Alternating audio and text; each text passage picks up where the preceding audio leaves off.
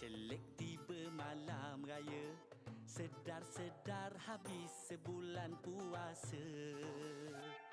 Rindu teringatkan ayah bonda, apa kabar orang tuaku di sana?